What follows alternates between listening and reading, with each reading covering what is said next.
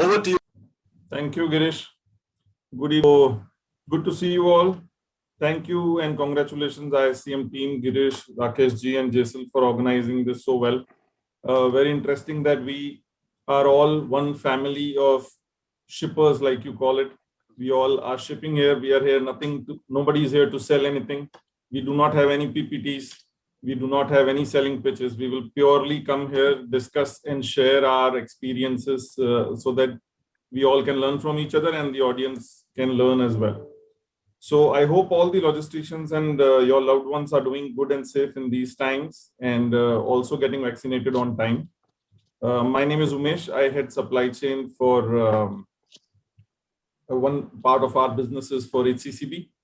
And I am also the president for CVSCL, which is a forum which we formed in north of India with supply chain practitioners. So you can feel free to go to the website and register yourself as a member. And today what we will do with the super solid, elite, eminent panelists, we will have a discussion on the key challenges of logistics, preparing logistics for the future, like how it is called, transparency, control, and synchronization. So if you have a question of what is the future all about, if you have a question of what has COVID done to all of this technology journey which your organization was on, if you have a question of why is the future so important and why we need to work today, and if you have a question on what is the government doing to ensure that we are on track and logistics is getting efficient day by day, year by year, and if you have a question on how does visibility or transparency help, you're in the right panel, you're in the right forum. So this is all what we will discuss. We will try to answer that. We will try to do justice in the next 50 to 60 odd minutes. But I would encourage each one of you in the audience to go to the extreme right side of your screen, Q&A, and ask as many questions as you want and make the fullest of this panel so that we can share our experiences, and we will ensure we keep some time at the end to answer your questions. So I will straight deep dive. I will try not to summarize in the interest of time. We are running late already. And all of these eminent panelists, none of them needs any introduction. These are all super solid, at least a couple of decades experience in this field. So diving straight into Sanjay. Yeah. Hi, Sanjay. Good evening. Yeah, so good evening. Good evening, Umesh, and good evening, everyone. Let's understand from you, why do we need to prepare logistics for the future? What are the driving factors broadly according to you and your industry, Sanjay? Over to you. Yeah, sure. So first of all, thanks to ISCM for organizing this session. So let's start with what's driving this whole thing. So for that, I'll take probably a minute to go back in the history and then come back to this. So we witness logistic is constantly evolving over the period of time. And the importance of logistic was recognized during World War II.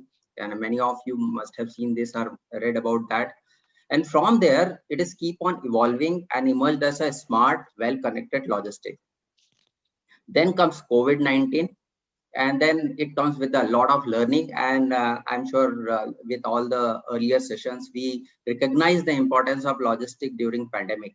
So I'll not be getting into those details. So with this, all the learnings and this all whatever changes has happened. So we have to go back to our drawing board once again and just prepare our logistic for future. Now, what are the factors which are driving this? So of course, first one comes to disruption and uncertainty. So that is what we learned. It can hit any time. This disruption, when it comes at any scale, anytime. That was the biggest learning. Sometimes we are not prepared. Sometimes we have some indication and then we get prepared. So risk management and business continuity is something which is really important. It's no more a theoretical kind of thing. So that is what is our first priority which happened. So we have to make sure we have a very robust business continuity plan. And logistics should be able to upsize and downsize the operation based on the requirement. As we have seen many times, what you start and requirement goes up 2 times, 3 times, and so on. And that is where we have to find how we can scale it up. One of the possible solution is a flexible warehousing, which is a good thing, which is coming up. and very encouraging from our logistic partners, 3PL partners, and that is where it allows us to pay on a per use basis. Second is a customer expectation, and that is what has changed or is being changing. Now, if we talk about B2B customers, their expectation is a real-time transparency, flexibility, reliability at a minimum cost. And if we see from a B2C side, it's basically a lot of this shopping behavior or pattern is changing. And there's all we have witnessed in urban cities or semi-urban, where it's moving from offline to online. And that is something which has really taken a sizable portion of logistics now. And what are the implications? Implication is like that last mile is becoming more fragmented, and that has opened up the door for the automation. And then expectation is to improve the efficiency and faster delivery. Third thing which comes is the technology adoption. It was there earlier. It's not like that because of the COVID we started, but of course this has accelerated the whole pace of technology adoption and automation. Now there are platform technology which has come and which is opening up to new business model. There are many startups are coming in logistics. That is another encouraging thing. They are finding it very exciting, and that's why you see huge fund inflow from venture capitalists. And that's why you might have heard about this term like new money for the old industry. So this is what is another encouraging thing which is happening. So these are the few things which are emerging, and we should be aware about that. And with this technology adoption, there are very good products which has come up. And with the limitation of the time, we'll not be getting into more details like EWMS, TMS, track and trace, and so on. Next a point to building on the same thing is a readiness for digital fitness. So while technology is available, but at the end of the day, it has to be driven by our colleagues, our team. So that team has to be ready for that. And that is one of the biggest challenge. We have a partner, we have a logistic partner, transportation partner. Probably that is the area where we have to work. And it depends on industry to industry. Some of the industry might be at that level and some of the industry has to catch it up. So capability building or skill building is one of the key thing which is deciding the success factor. Then the next thing comes to a stronger collaboration. That is what we learned during this pandemic is within the supply chain, across organization, then with supplier, with service provider, with customer, and so on. So we have to be constantly, we have seen this in pandemic, we have to be constantly in touch with the customer to give them a confidence they will be getting their things. So this is something which is important. So need to break all the functional silos, which is looks to be very, when we talk, it looks to be very easy, but not a easy thing when you get into organization. It has got its own working style. So it takes really a lot of efforts to break those silos. And many of the organizations are considering this. And I also believe that we should move away from the functional KPIs to business KPI, because ultimately that is what matters.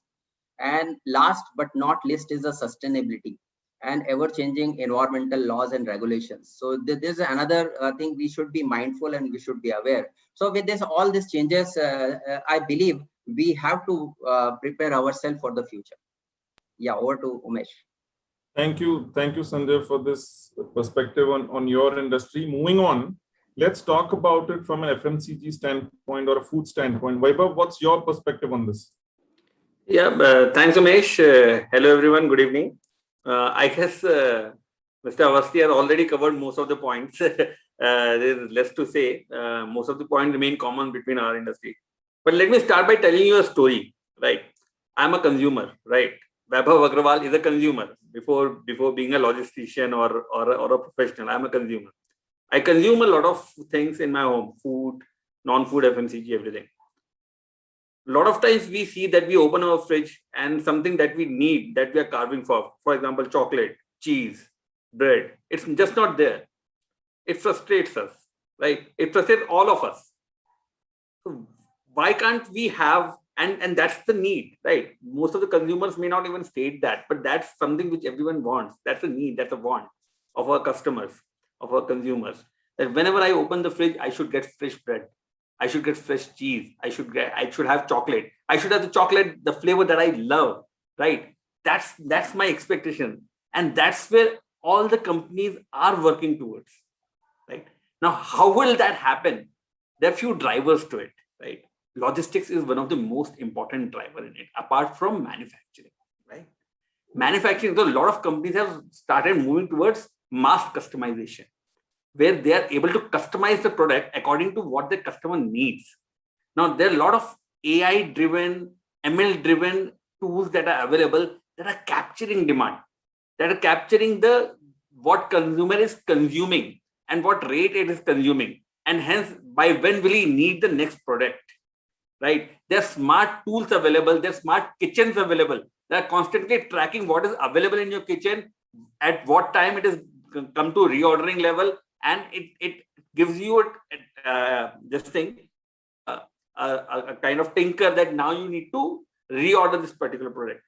People are moving towards that, but without the help of logistics, if you can't service a single piece, right, to the customer, it won't help. If we get stuck towards servicing, I will not service more than a case, I will not service more than a truckload, this is not going to help. So we need to be more agile in our servicing. So how are we going to achieve this, right?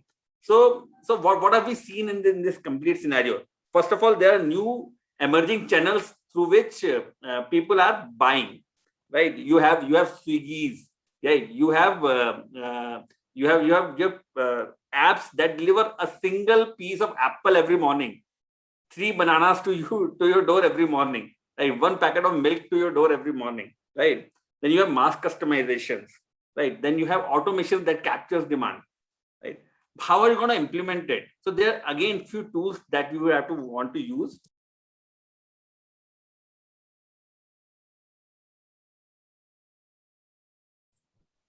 I think Vaibhav, you gone mute. Someone just muted you, Vaibhav. Oh, sorry.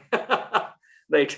So you would have to move into digitalization. You have to understand a lot of data that gets generated and how to make business sense out of it, right? So all these are things that give you visibility, that gives you agility to operate. One more very important thing that what I have seen is happening is that there are logistics companies that are evolving that takes end-to-end ownership of the cost of the entire supply chain, right? Previously, we saw that, especially in India, everything was very fragmented, right? You had different transporters, CFAs, we had our own depots, some depots were rented, right? But now the companies have come who take end-to-end, take care of end-to-end logistics of yours. They understand, they're very specialized in fields. So I'm sure there are specialized auto sector companies, there are specialized FMCG companies, there are specialized pharma companies who understand the nuances of the business, and they take end-to-end, and also they give you benefit of collaboration. For example, I'm shifting material from point A to point B. Someone else is shifting from point B to point A. They're helping companies to collaborate with each other and gain benefit of this reverse, the circular movements and all that. Right. So this is what I have seen is what is happening. Maybe we'll discuss it more once we get into the discussions, and let's go ahead. Yeah. Thank you, Vaibhav and Sanjay for this good start. Now, moving on, I think the critical piece for us to change also is the whole ecosystem. Now, again, I'll start with an example. For example, Coke or HCCB is more known for handling scale. We do palletized logistics. Everything which we produce, almost 85% of it goes untouched onto the truck, which means untouched to the customer. As far as modern trade goes, you might see many bottles which are first touched by the modern trade customer before it reaches the shelf. Before that, nobody actually touches it for loading it. So it's all pure palletized transportation. Now, how we are able to do this is actually tweaking the current ecosystem by customizing and dedicating trucks to our own operation, by automating warehousing docks. We've invested in docks which can load 1,000 cases truck in less than 3 minutes manlessly. Those are the kind of tech interventions, those are the kind of automations, etc. we had to do to adapt to the ecosystem. Now imagine had this ecosystem be exactly like a Germany or an Australia, where you have a standard truck. It's a 12 pallet truck or a 40 pallet truck. You order a truck, you get a truck with those dimensions. You have a standard pallet, 1,000 mm by 1,200 mm pallet. You load it sidewards because the truck happens to be side open, and that's the standard truck you get. Imagine if you get into that scenario this journey of us moving from a 2% palletization to 85% in 6 years would have happened probably in 6 months or lesser. And other companies are still trying to replicate. We all want palletization, right? We all want scale. We all want throughput. We all want turnaround time. We all want to mitigate the cost of labor, which is increasing year by year. Correct? We all want to do that. But is it easy? No, because the government will have to intervene. So I think the biggest piece also, which is favoring us right now, is that the government is getting more aware. To start with, we got GST. Then we got the very noble intent of having fast tags and fast lanes for trucks on the highways so that the turnaround time improves. There are a lot more such plans which we as CVSCL through CII also are working with the Logistics Ministry. One, for example, we have right now is standardization of assets on logistics, standardization of warehousing, standardization of pallets, for example. Should we have 1,000 by 1,200 or should we have 1,000 by 800? So these are the questions the government is right now grappling with and asking for this advocacy from the industry, which is a very positive sign, which never used to happen, right? So the CMVR, which we still have, the Commercial Motor Vehicle Regulation Act, is about 16 years older. It's not got, upgraded, which is still yet to happen. So all of this has started to happen, which is also an important factor to consider. And who doesn't know today as a logistician that the government is trying to reduce the logistics cost as a percentage of GDP from 14% to 9%. It's a very clear number. It's a very clear articulated objective on which the ministry is working, right?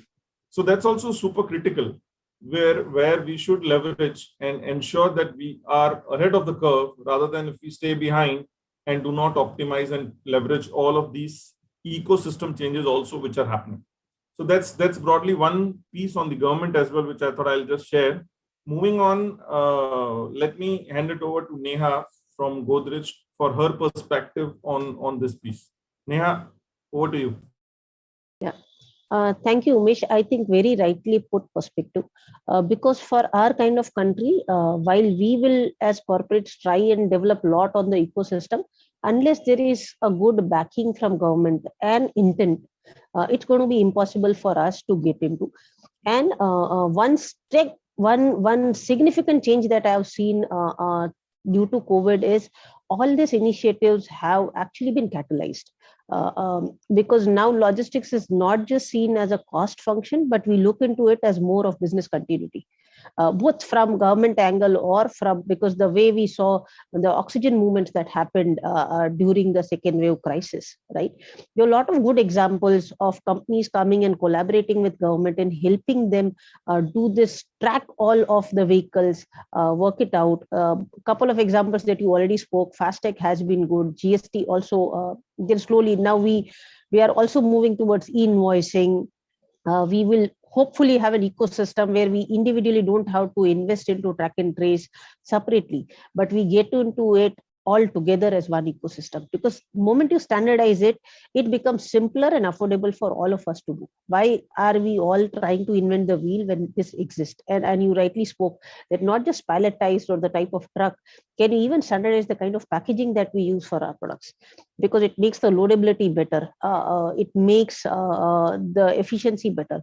And if we move towards from that 14% to 9% ambitious goal, it will help us be much more agile, which is what our customers are requiring. Because Vaibhav gave enough and more examples. Today, my customer opens the fridge and expects that the product is available. If not, he'll place an order probably on some of the app who will come in less than 2 hours and deliver. I remember shifting cities and coming and just placing an order of fresh vegetables. Within 30 minutes, they were all delivered without me stepping out of my house. That's the kind, and that's not a delight. That's now a basic expectation set by our customers. So as logistics, we are expected to be agile. We are expected to be much more intelligent than what we were before, because now we are not sitting next to each other that you just go and ask, when is this vehicle coming? How is it? So hence this whole digitization happening where we are tracking, tracing vehicles real time rather than having somebody, track, these are 10 important trucks in a day, just chase them, keep calling the driver. Those all things are not happening. Other is, there's also a lot of consciousness and awareness about us being sustainable. In his, we are becoming much and more green than what we are now. Referring to the yesterday's discussion, Umesh, that you shared with all of us was use of biodiesel rather than a normal diesel into our vehicles that we use. These things are now becoming much and more conscious, and there are a lot of avenues that should open up. One which I feel is not yet very well explored is the use of solar power. Our warehouses have big roofs.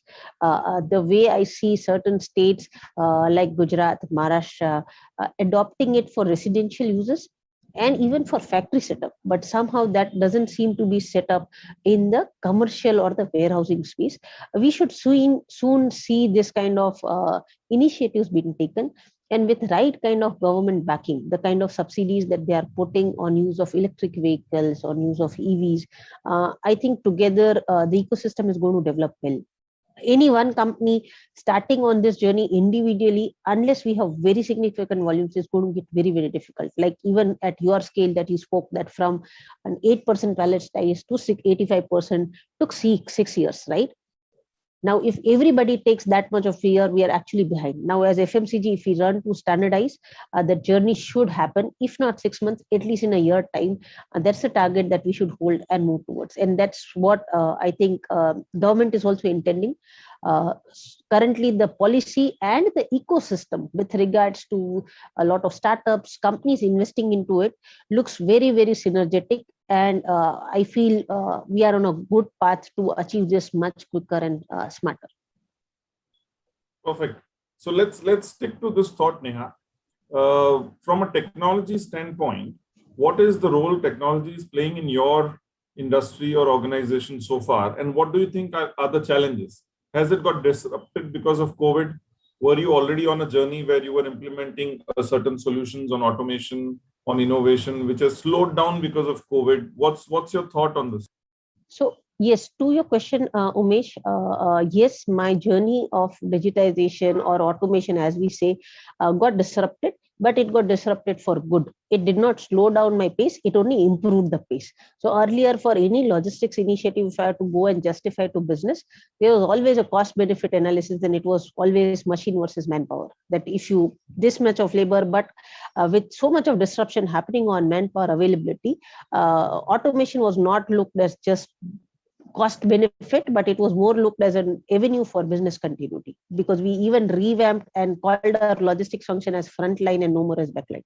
That while you are at supply chain, but you are as much frontline as our sales team are, because that's the need of the hour. We were on the journey, a couple of journey that got catalyzed, 3 journeys that got very well disrupted, and we kind of pulled all our project ahead. One is on a journey of TMS, which is transport management system, where we have now digitized the way we track our vehicles. We know exactly from which node to which node our vehicles are moving. Are they utilized well? Because availability did take a beating. It helps us connect, and we are also starting to track some practices like safe driving practices, support for our driving partners, because that is something that had an impact on COVID. While there were a lot of trucks available, drivers were not available. Second journey was with TMS, which comes hand in hand, is to move from physical PODs to electronic PODs. So that is something that we move ahead. So now, not just on primary, but even on secondary, my customer knows when exactly he can expect to have that vehicle being reaching, because there are still a lot of restrictions. A lot of states were working on certain time, like Maharashtra continues to work only till 4 p.m. It's important that they are aware when is the vehicle going to come, manage it, get it unloaded on time, and plan for all this logistics. And third is the whole setup around optimizing or using dynamic network solutions, because that is something that came in very handy, because you had multiple options of one of the nodes being down in network, and you had to suddenly converge to other nodes to continue giving supply, because customer needed. And for us, the kind of portfolio that we work in as GCPL, our demand spiked up. Our demand spiked up significantly because we work in hygiene and value for money products, both of which show a huge spike in demand. And hence, it was important for us to manage the continuity. So these 3 were the initiatives which stood out, while there were a lot. And as you said, did it get disrupted? Yes, it got majorly disrupted, but for good. The pace of execution has improved. So something that I was planning to implement in 2-3 years of time, now we are implementing in just 6 months of time. Awesome.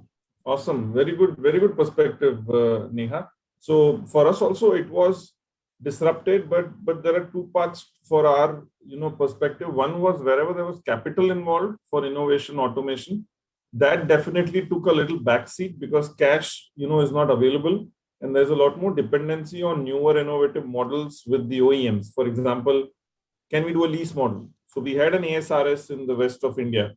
We wanted to one more in the east of India, but then when we did, cash was a problem, capital was a problem, and we got into a lease per case model, which took a little time, which stretched the whole discussions. It went to US, etc. All of that happened, but eventually we were able to do it. But this is more expectation from the OEMs to become more, embrace all these kind of models rather than sticking only on to capital. So very interesting perspective.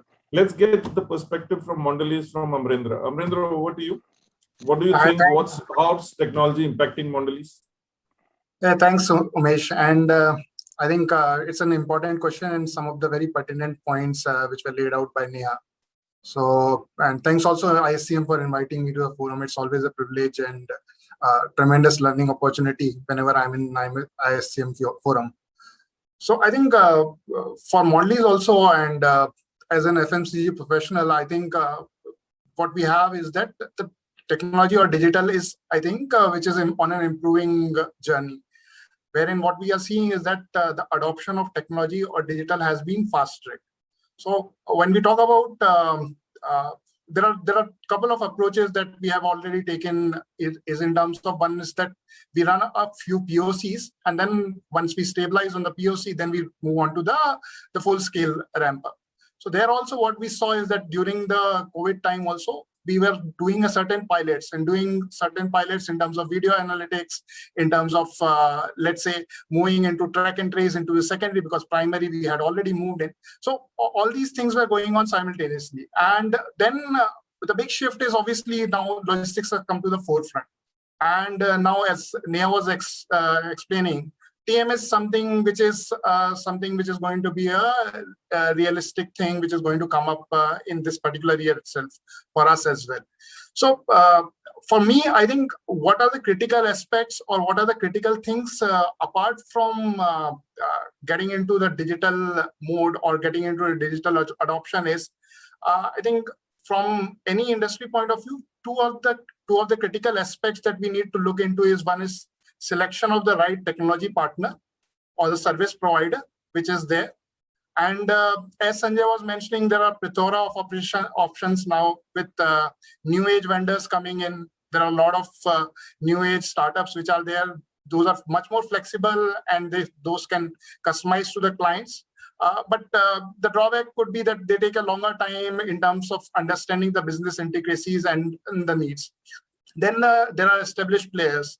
So what happens with the established players is that they have experience and the robust processes could help in the rollout seamlessly. But also the integration becomes easier, but obviously it comes with a higher cost. So if I had to give an example of our struggle in terms of implementation of a digital or a technology adoption was, I think 3-4 years back, we were trying with a track and trace adoption, wherein we were trying to do is that we were trying to integrate all our vendors, transportation vendors, into one single platform so that we can get a real-time visibility of all our shipments where they are. Now, what the challenge was that there are 20 different vendors, and both on all these 20 different vendors are on 20 different platforms. So they were using not the same GPS technology, but then different GPS technology. So getting a vendor who could do an API integration with all these 20 odd vendors was itself a challenge. So what led to it was that we were trying and almost tried for a year. And then the adoption rate was not going up. We were seeing only 50% of our trucks on the real-time basis. And while we were getting a report at the month end, it was most of a post-mortem report. And we didn't wanted that because we are into cold chain and we wanted a real-time reporting in terms of cold chain compliance, in terms of location sensing, in terms of our availability of trucks where they are, so that it can trigger to the next node in the supply chain and also bring in efficiency. So now with this challenge, what we thought is that obviously this system is not working and adoption is taking a lot of time and energy, and things are not moving in the right pace. What we did is that we kind of invested in through a vendor in a IoT-based device which could sense temperature, which could sense the GPS or the location, and also the light sensing, so that there is any unauthorized opening or closing of the door of the vehicle, then we come to know about this. And by means of this, once we started adopting this, what we saw is that immediately our kind of adoption on this particular technology had gone up, and we were seeing the real benefits. Now, where it came to our rescue or where it came to our help was during the pandemic times. The first wave of COVID happened, and then suddenly the lockdown was announced. Now, there were about 400 of our trucks which were stranded on roads. Now, borders were closed, the drivers were running away, and then all sorts of chaos was happening at that particular point of time. So what happened was that with the help of this particular technology on the track and trace part, we were able to locate all the trucks which were there available in the vicinity of our nodes or warehouses, wherever it was. And we could divert them immediately to the safest or the closest possible location. So what it meant was that obviously there was not material loss. It also meant that the drivers, etc., had not to kind of be on the road and struggle with their daily food, etc., etc. All those things were not there. So this is how I think technology is helping, and it's the way forward which is going to happen.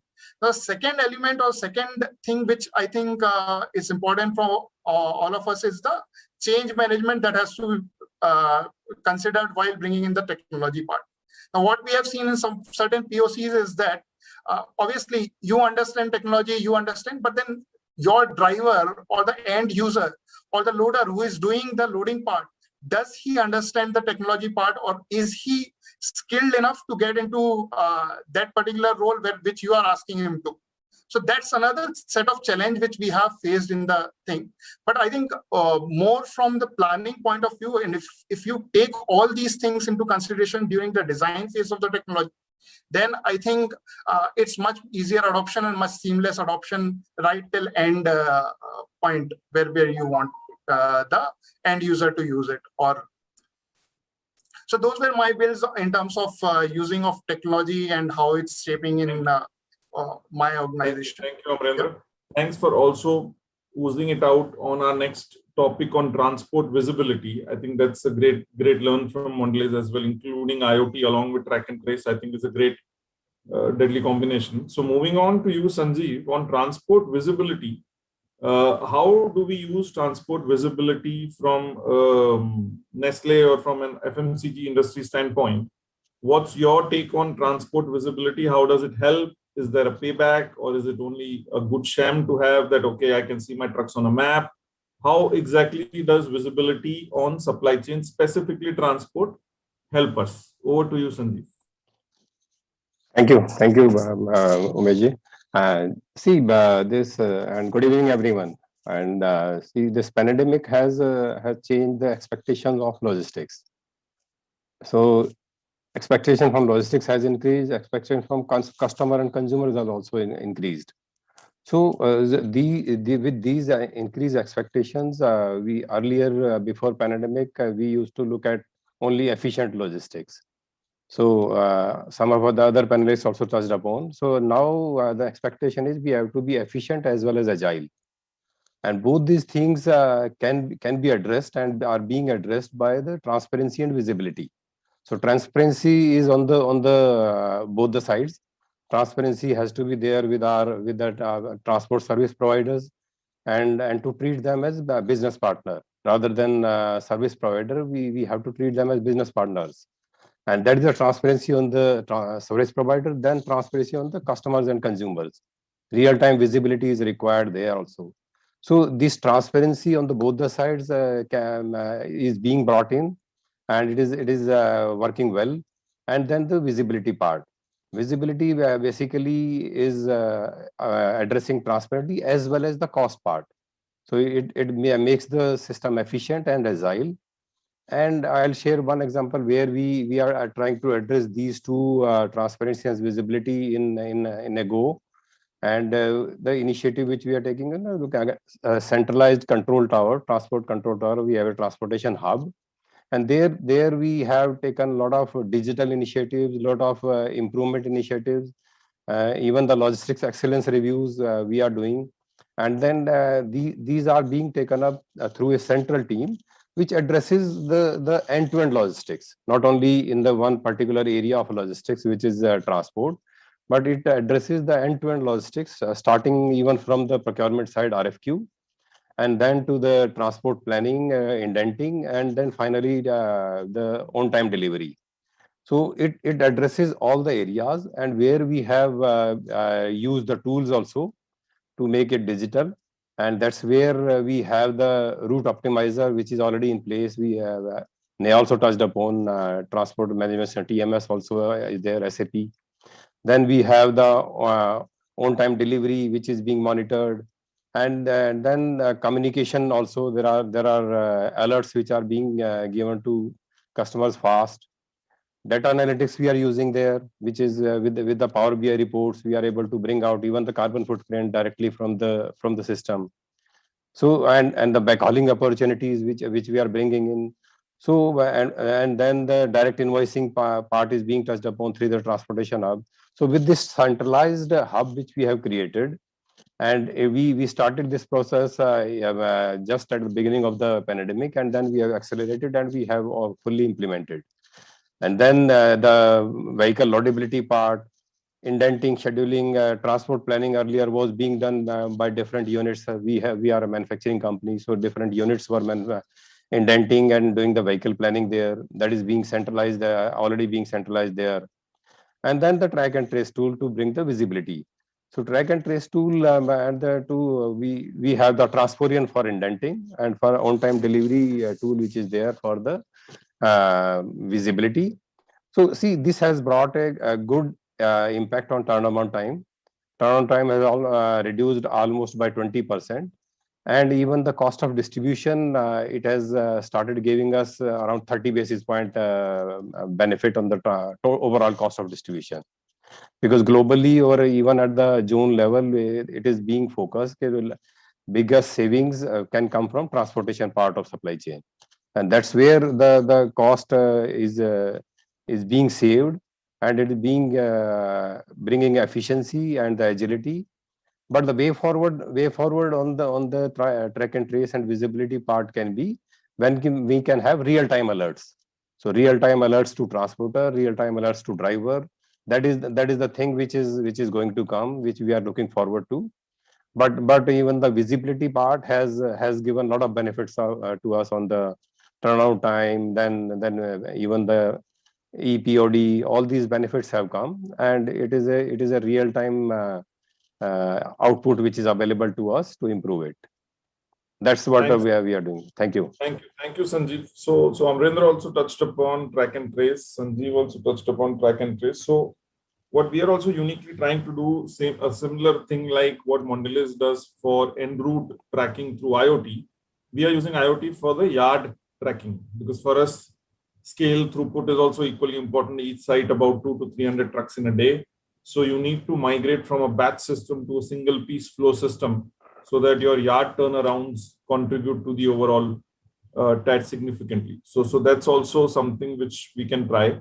Sanjay, how would you do track and trace from an automobile or a oil industry standpoint?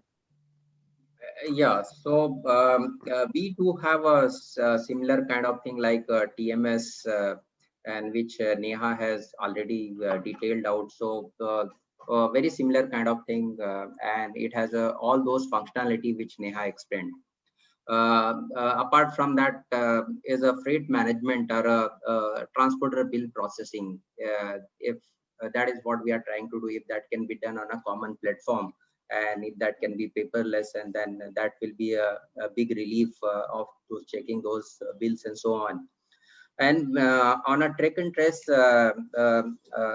similar kind of thing for the secondary. While primary we are in process, but secondary we did, and that was one of the asks from the customer.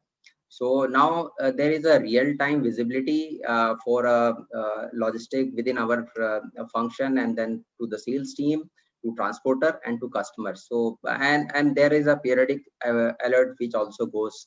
So that has really given a lot of confidence to one is to sales team, other is to customer. So if I see almost logistic teams time, what they spend over phone to keep on updating where is the truck and when this will be reaching. So at least that has come down. So that is the very fair estimate is around 20% of the time is reduced, which used to be only unproductive kind of thing where you have to keep on calling and just giving the simple update where is driver and when he'll be reaching and so on. At least that those kind of calls are not there, and they are able to do something good. On a next thing, of course, ePOD has been explained, and e-way bill, actually, this is another thing. And this technology adoption by the logistic team, of course, is a big change. So we used to have an issue on a e-way bill sometime. There are error and so on. So those all things are corrected. Now is quite a seamless operation, hassle-free deliveries. And we have a complete track and trace for this secondary transportation. On primary side, we are in process, and TMS, of course, we rolled out, so it has got all those functionality, and hopefully, I think WMS also, we have some point of time. This planning tool and TMS, WMS all will start interacting, and MRP will start interacting with each other. So that will be complete automated supply chain. Actually, that is something probably we'll be touching in next 2 to 3 years time. Super. I think what's coming out then from a preparation of future standpoint, there are two big inputs. One is the aware government and the regulations which are evolving at a rapid, faster pace, which should help us, and it's important for us to move. Two, I think what Neha touched upon is the customer is also becoming more aware.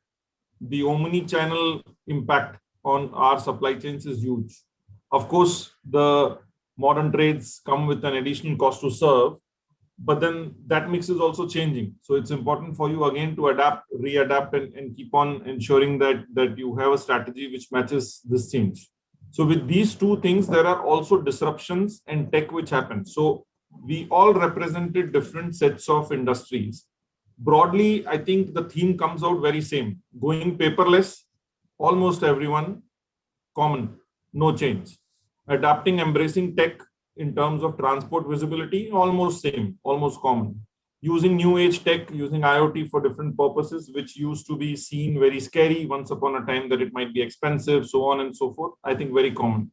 One trend which I was reading some Forbes article about last week was that the IoT, AI, which were top 2 or 3 technologies which were going to disrupt supply chain and logistics more so, is just getting a little bit below the radar, and RPA is replacing all of them. Why? Because of course we all want to go paperless, right? Because that's what we learned from COVID, and we would like to go more documentation over TMSs, EPODs, e-way bills. All we want paperless and more getting digital. So that's broadly what the theme is coming out in terms of preparing for the future. Before we wrap up, I think we cannot leave this sustainability piece out.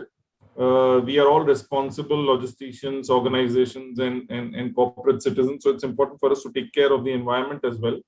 So let's just top this discussion up with a little bit more spending time on sustainability. We have 3 questions so far. So I am just steering it accordingly so that we do justice for the time on those 3 questions. Moving on to you, Mayur, from the construction industry. How do you think sustainability plays an important role from your industry standpoint, and what are the few ideas you would want to give us? First of all, thanks, Umesh, for just passing the baton on to me. Just to update that while I am into this manufacturing industry from last 6 months, I've spent 18 years of my career on the other side, which is FMCG. So this is a very new field for me. But having said that, in this 6 months of time, what I've learned is that there's a lot which is happening on sustainability, especially in this side of the, you can say, business. Let me summarize that when we talk about any manufacturing sector, and when I represent JK Cement, I head the logistics for white cement and the paint business. So on an average, there is a 20 lakh metric ton of volume which I have to, you can say, handle on an annual basis. That's a huge volume. And if I have to, you can say, talk about my sustainability, and if I move everything on a traditional way, which is moving it by road or through trucks, then the carbon footprint which we generate would be humongous and huge, and that would not be right on our part. As we talk about sustainable logistics, the sustainable logistics is nothing but is something which aims to lower the ecological footprint of a task, whether it is my CO2 emission, my noise pollution, or my other accident things. In the entire gamut of thing, if you see, I have got 4 modes of transport which are available to me, which is road, rail, sea, and air. Okay. Out of this all 4, if you see the greener transportation, if I have to talk about, and it's a global study which talks about it, the rail and the ocean ways are considered to be the most fuel efficient and the greener transportation which is done.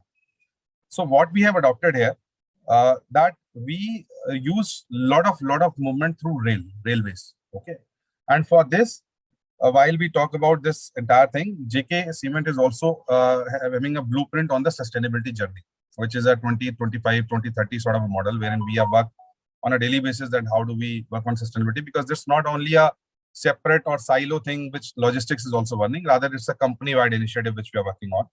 From the logistics point of view, if we were to talk about, we have invested roughly 100 crore rupees to ensure that we have our private freight terminals at both our factories, both our plants, which is in Gotan and Katni.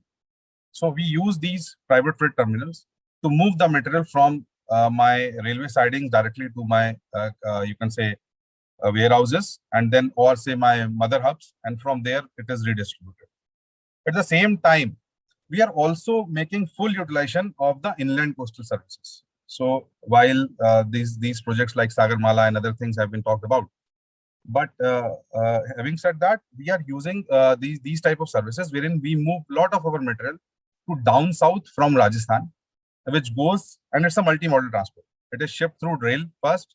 From rail, it goes to Kandla Port. From Kandla Port, it is moved on a vessel, and then it goes to, say, Cochin, Tuticorin, and other ports, and from there it is redistributed. So we are using best utilization of the inland coastal services also which are available. At the same time, we are also working on a complete network optimization and network redesign. So I have a plant in Dubai which produces white cement for me. So what I have done to reduce my carbon footprint and also to have my cost reduction, I bring all sort of white cement which is required from my southern part of the country, which is Cochin and down south. I move it through waterways, and this is not a smaller volume. This is roughly 7,000, 8,000 tons per month, which I move through Dubai, through coastal ways, through waterways, and then it comes to my down south area, and from where it is distributed.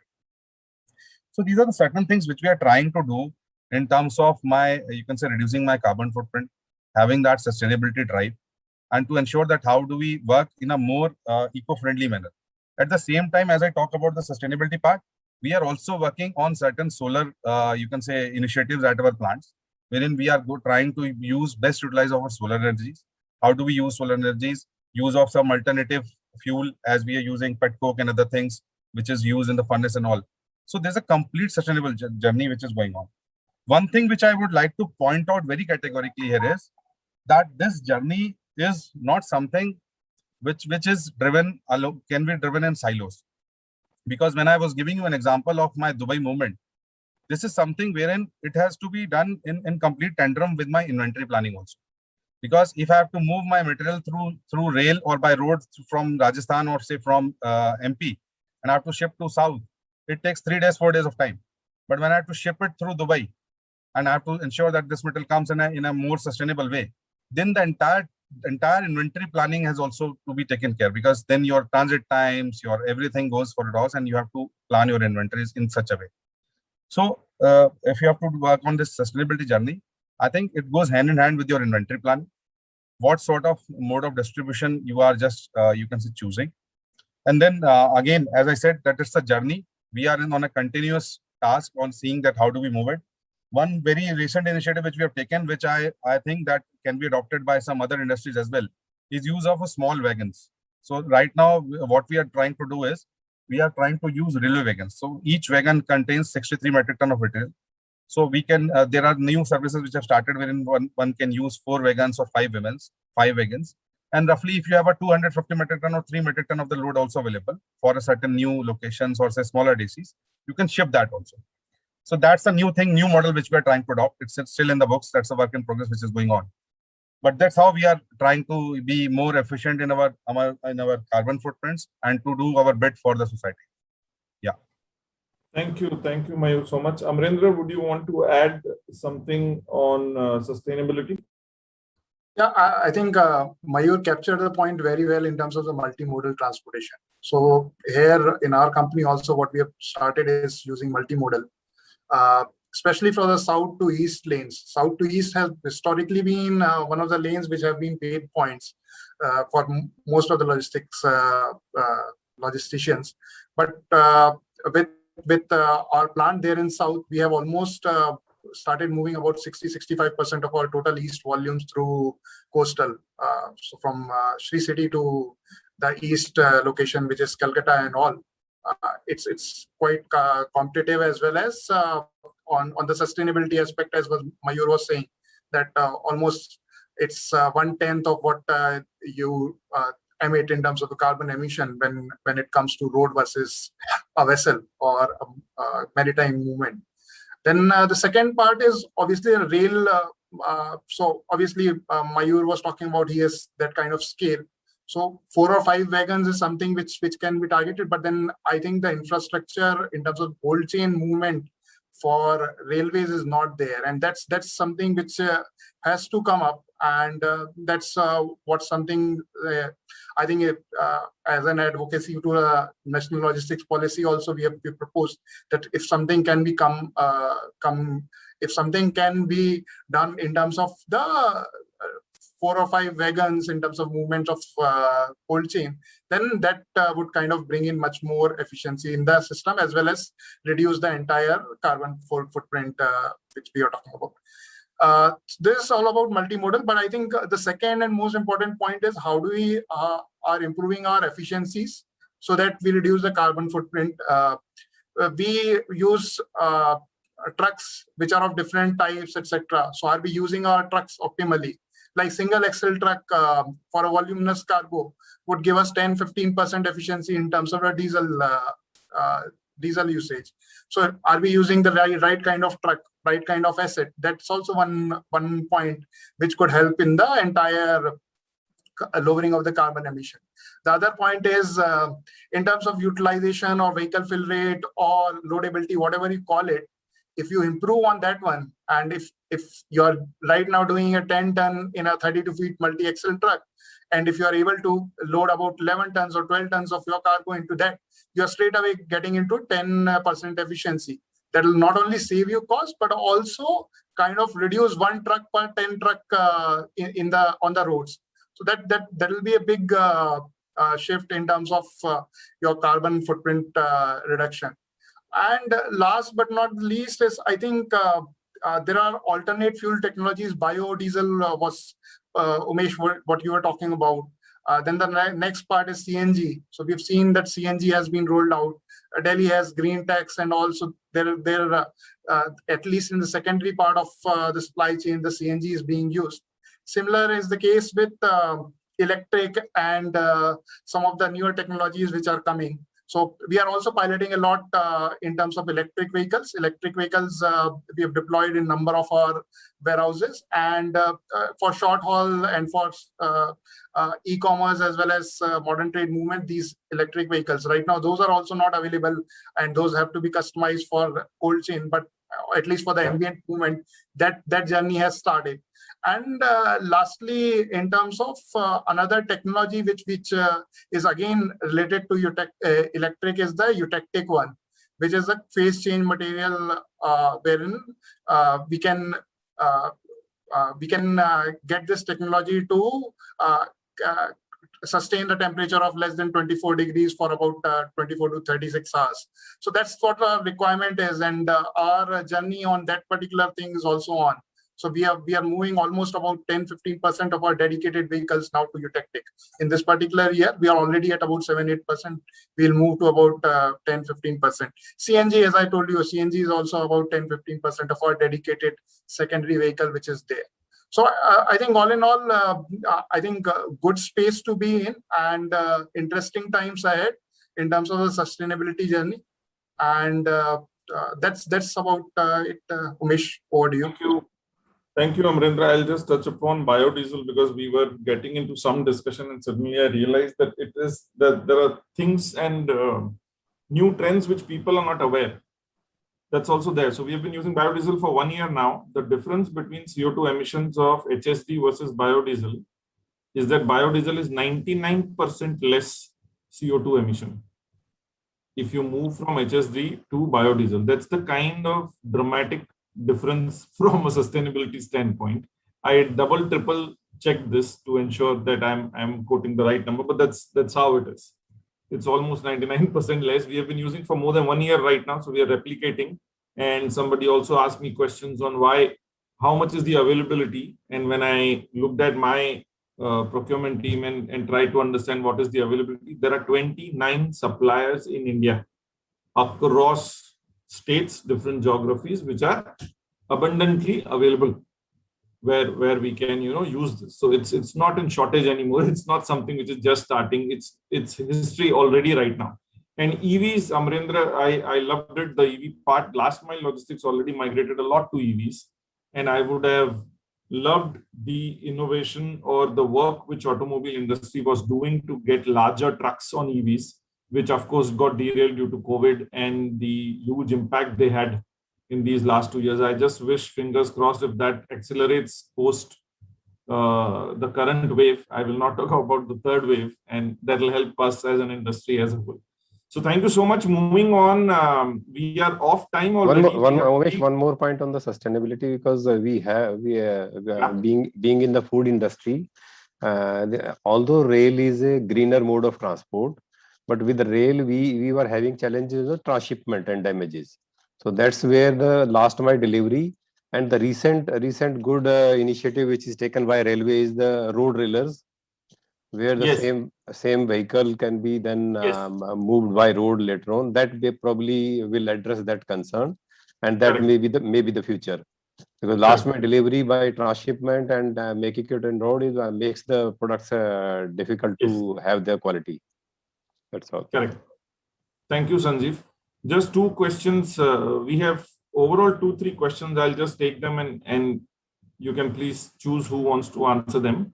One is from Alex, which says, how will digital transformation change the dock level operations that is controlled by casual labor today? Anyone? Neha or Vaibhav, whoever? I think Umesh, you already answered, because most of your docks are unmanned. So when you will go ahead and automate the docks, it would be part of it. While you would still need some laborers to supervise, it's a journey that will have to drive in volume. But I see the future of docks to be unmanned. Correct. I think pelletization is the key. Guys, please start pelletizing so that all trucks migrate to pelletized trucks and we no more customized trucks. Without pelletization, I don't think this will happen. The case is super simple. Damages get reduced. You get signs so you can build protective material scientifically as per your packs.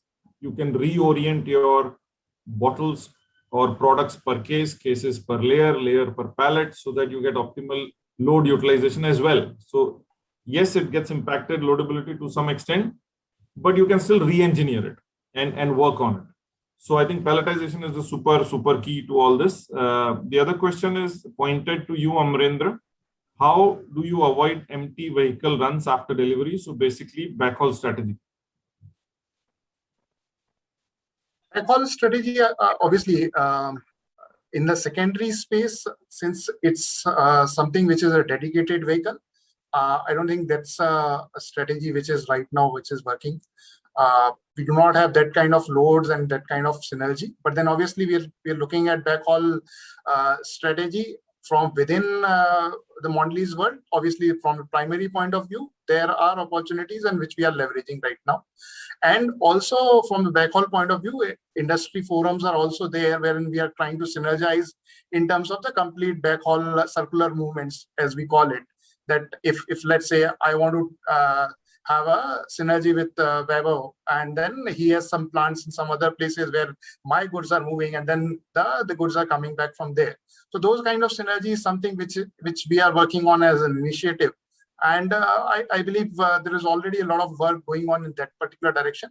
But yeah, in secondary, unfortunately, with the kind of dedicated trucks and the load share, etc., and the timelines, etc. Otherwise, what will happen is that you may get the backhaul sometime, but then you may lose out on time. And for secondary, when you are paying for a month, the time is also of essence over there. And then losing time means you lose on the cost aspect, or much bigger on the cost aspect. Perfect. Okay. Last question. This question is a topic in itself, but it's from somebody called Chandra S. Driver shortage would be a major constraint in the next decade. What would be the next change management to overcome? Sanjay?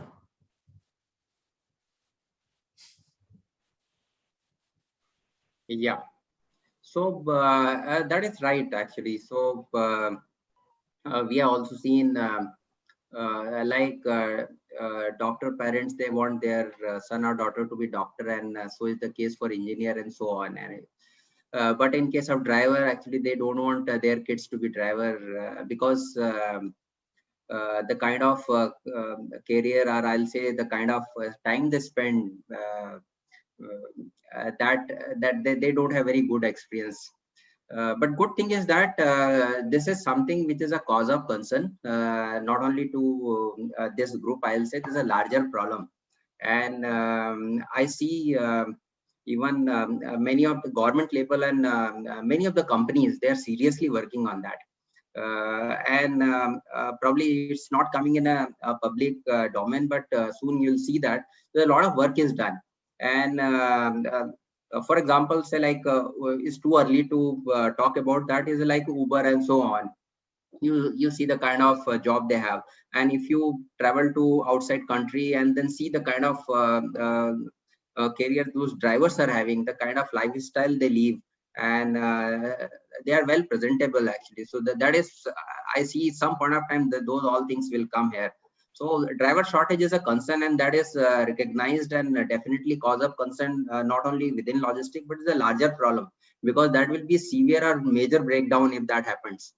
Because whatever you do at the end, you need a drivers. You can upsize. Today probably you need a 5 lakhs driver, for example, theoretically, for the smaller truck. Tomorrow volume goes up, you upsize, but there is a chances your secondary, which I was talking, secondary transportation is so fragmented, and it's going to be fragmented. Earlier buyers used to buy a whole month grocery on a first 5 days of the month. Now they buy every alternate day, and they expect that has to come to their door next day. So that's why you need a driver. So it's definitely recognized, and many of the companies and many of the government bodies or semi-government bodies are working on that to make sure they have a very good career and good education. Yeah, very well said, Sanjay. And also each one of us as an industry is super responsible to ensure that we respect the driver and we do what basics we can. Have restrooms for them, have a driver management counseling when a driver comes to your plant or your depot or your DC. Ensure they have insurances, trip insurances, so that their medical is taken care of. Some basics, I think we'll have to ensure that this role is also respected equally. Today, the respect is an issue. So very well said, Sanjay, very well covered. So thanks everyone for improving my industry acumen on this subject, and also enriching all our audiences with your thoughts. I think super solid discussion. This was the most enriching 60 minutes which anyone would have had. So thanks so much.